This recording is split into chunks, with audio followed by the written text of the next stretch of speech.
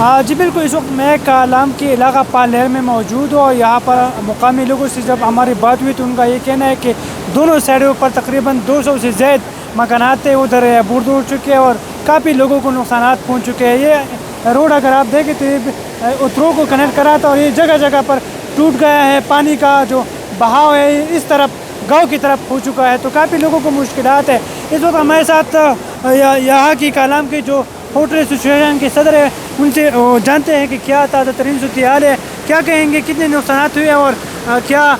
یہاں کا جو راستہ ہے وہ باروں سے ہو جائے گا۔ سب سے پہلے تو میں یہ بتانا چاہتا ہوں کہ یہ سیلاب پچھلے سیلاب سے زیادہ خطرناک ہے۔ اس سیلاب نے جتنے نقصانات کیا ہیں اس کا اندازہ ہم نہیں لگا سکتے ہیں، لیکن ابھی تک جو ریکارڈ میں ہمیں آ رہے ہیں تو کالام سے جتنے بھی ارد گرد علاقے ہیں ان کے سارے راستے منقطع ہو چکے ہیں، اور کم از کم جو ابھی ہمیں یہ روڈ ابھی بنا ہوا ہے، اس سال بنا ہوا تھا، لیکن ابھی کم از کم 3 سے 4 کلومیٹر یہ روڈ بھی تباہ ہو چکا ہے، بجلی گھر بھی تباہ ہو چکے ہیں،